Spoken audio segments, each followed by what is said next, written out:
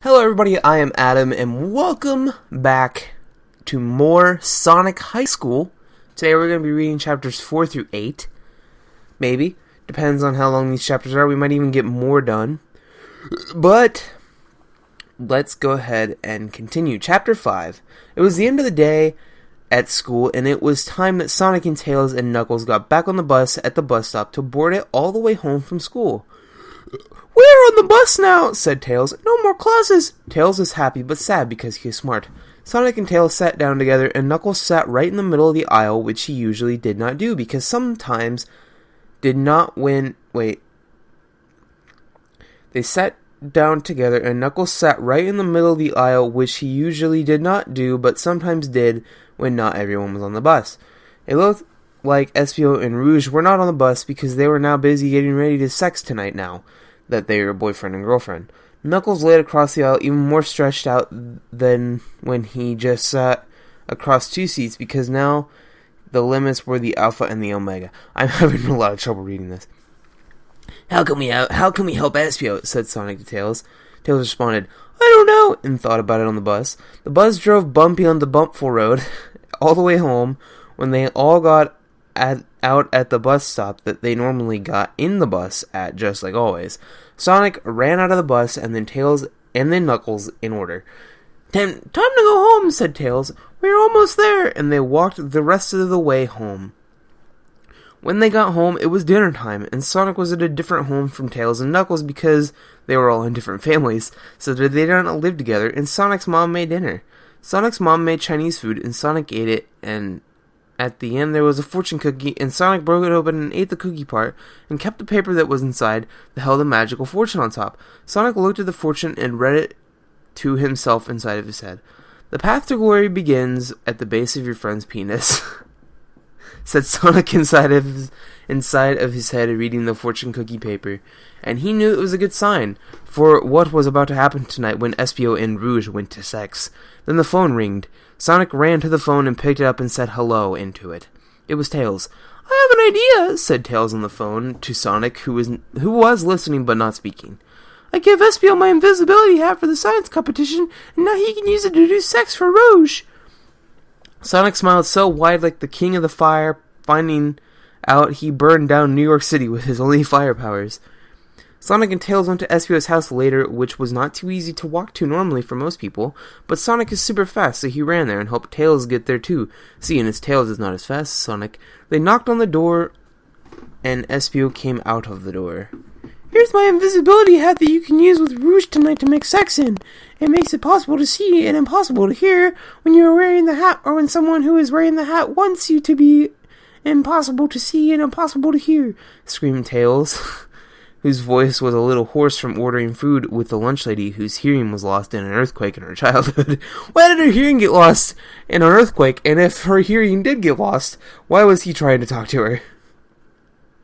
Tails had to say the things he wanted so loud, and she would still say, "What?" And Tails wondered why she even had ears if she wasn't gonna use them.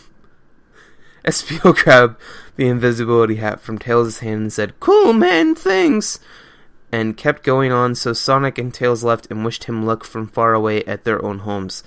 Back at home, Sonic thought it would be good that Espio would get sex into Rouge, so then he could explain it to Sonic, and Sonic would know how to find Amy's sex spots even be better, because otherwise he would have to read about it online, because all he knew about was kissing, which wasn't really sex, but it was probably kind of the same thing, and Sonic would just read about it online before talking about it anyway, and he would know the right word for the things then. That was the longest run-on sentence I've ever read.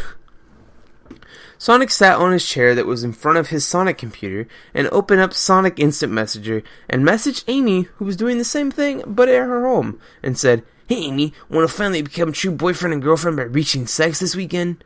Sonic waited for a long time at his computer, and it seemed like Amy was not there because she did not respond to anything. Sonic played games online and beat all the final bosses because he was like an alien sent to Earth to destroy records set by others.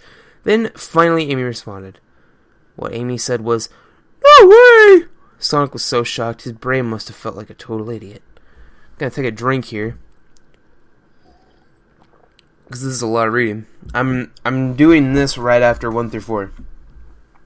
SPO walked to Rouge. Oh, chapter 6. SPO walked to Rouge's house because it was time for their date together, and all SPO could think about was that they were about to make sex for the first time. SPO looked at the computer and read about what to do and what the right words were so he would know how it works and how to say it right so no one would make fun of him. It was Rouge's house he was at now, and it was in front of him. SPO knocked Rouge's house door. What the fuck is that sentence? SPO knocked Rouge's house door. I hope she's home, said SPO, and she was. She opened the door just then. Hello, I'm home, said Rouge, looking always sexy in her tiny baby bra and big cool boobs. SPO thought she looked like the hottest woman in the world that he could see from here. What are you talking... Wait. Where are you taking me on our date tonight? Where are you taking me on our date tonight? Whispered Rouge in a sex-filled voice. SPO had thought this one over on the way over so that he could say it right the first time and get her to do what he wanted. That's sex, in case you didn't know. Well, said SPO, just let me put on this science hat and we will begin sex. Rouge looked shocked, but she probably was excited too. SPO could tell they both had an erection. They both had an erection. They both had a erection. Okay. What? Said Rouge in a shocked voice. Right here? Rouge... Wait, I already read that part. SPO said, yes, this hat was made by Tails specifically for our date. It makes it impossible to see and impossible to hear while I'm wearing it. SPO did a cool face at her because being smart can be cool too as long as you're not a nerd ass. Rouge said... Rouge said... Okay, let's go inside. And gently grabbed SPO's hand, but he pulled it back, and she fell, causing him to fall, and they both together fell on the grass, where they rolled around in it until they were about in the middle of Rouge's house front lawn, so there was plenty of room around them for activities, kind of like the movie Step Brothers, the hit movie Step Brothers. No, said SPO, I want to sex in you right here. And SPO put on the invisibility hat so nobody could see or hear them, and a whole new world of possibilities were optioned to them so they could do sex in whatever way they wanted, and it was time to start sex right now. SPO revealed his penis to Rouge, who looked at it. Rouge said, cool, and took out her vagina. SPO's penis was really big from looking at Rouge like when he is in church and it's so boring, but you just get a boner anyway. Rouge's vagina looked like a surprised ghost. SPO's penis approached Rouge like a plane, flying down to the airport, but instead of being full of businessmen, it was full of SPO's creamy Italian salad dressing.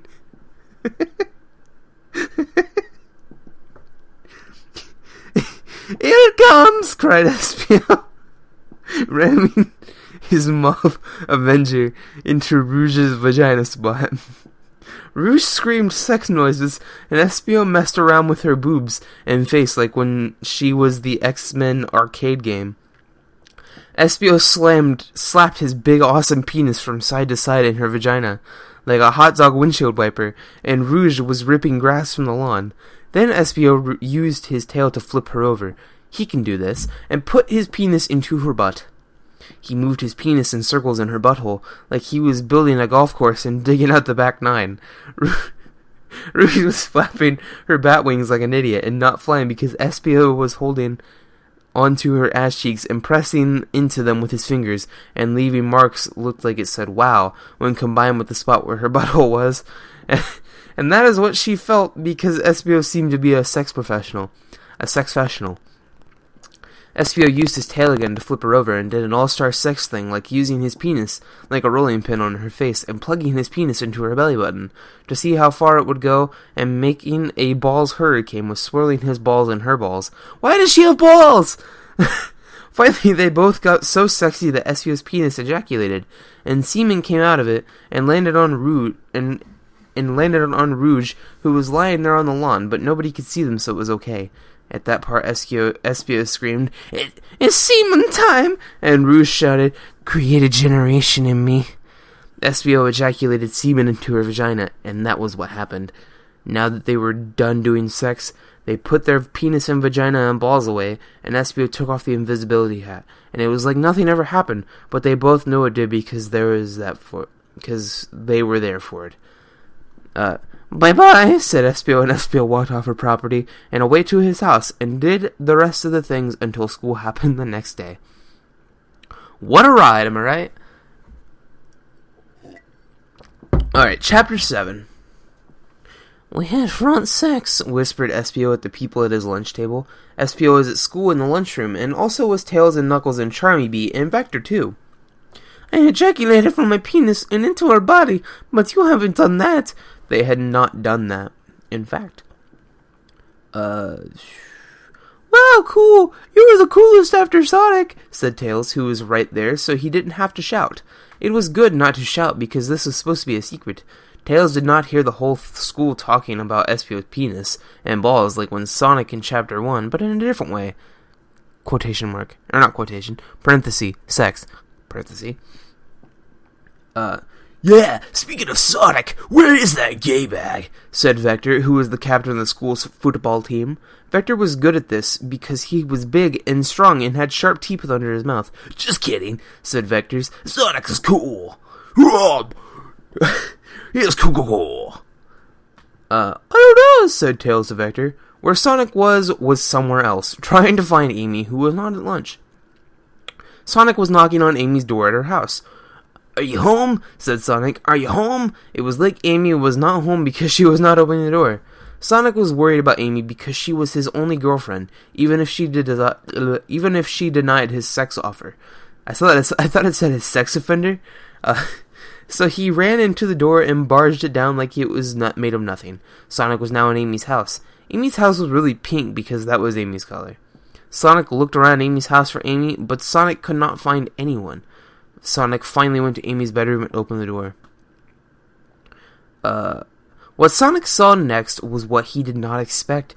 Amy was there, tied on her bed, with a thing in her mouth so she couldn't talk. Sonic did a scream and ran over to Amy, who was looking at with tears in her eyes. She looked sad and starved like African kids. Sonic untied Amy and sat up and cried into Sonic's arms. It was awful. He came into my room in the evening and tied me on the bed and messed up things in my room. Amy was right. Her room looked messy. So get a maid, said Sonic, always thinking about a solution to problems. Who tied you up? Who was it? Be calm, Amy. Calm down and talk to me. Sonic patted Amy on the back to help her. It was Shadow. I saw him outside of his house next door with a machine gun and a sword going at his house to kill his mom, and he saw me. He knew I saw him, so he tied me up like a brigand. Amy said all of this. Sonic was shocked that Amy said this to him. He remembered now in that other part when Shadow said he was going to kill his mom, but no one thought about it more than once because Shadow was always the bad guy. What they didn't realize was that Shadow was serious. Okay, was it him who also said that you would not have sex with me on Sonic Messenger? Said Sonic to Amy. Yes, I did not talk to you then. Oh, I need to adjust myself. Spoke Amy back to Sonic.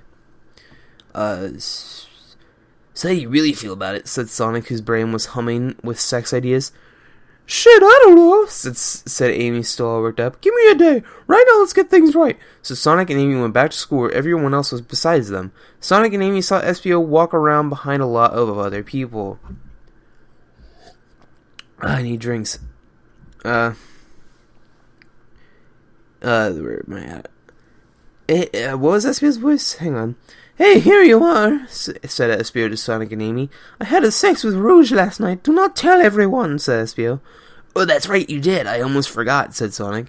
Hear that, Amy? And Amy was like, yep. You gotta tell me all about this later so I know what to do to Amy, said Sonic, and then turned around. Yeah, use your dick like a rolling pin on her. Sonic heard a shout coming from down the hallway where someone was coming. It was a really fat guy that looked huge to him. The fat guy got closer and closer, and they could see who it was, and it was Rouge.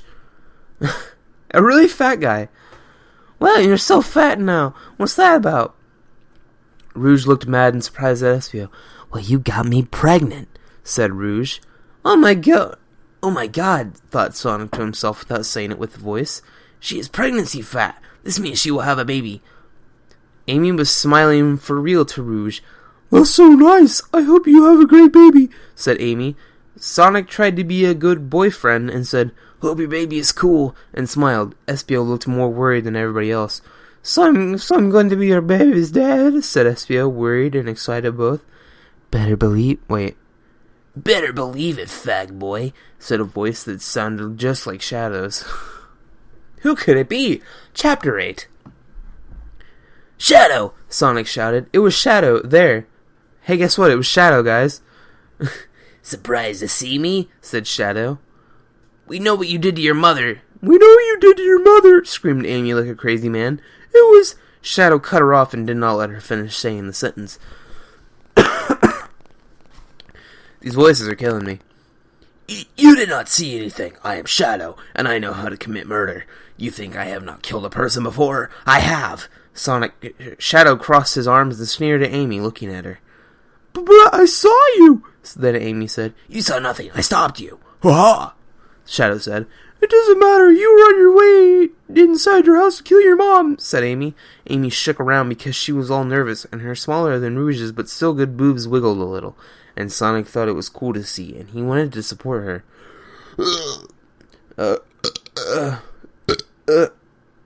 Sorry about that. "I did not kill my mom. I was going to my house to protect her from Dr. Eggman," Shadow said.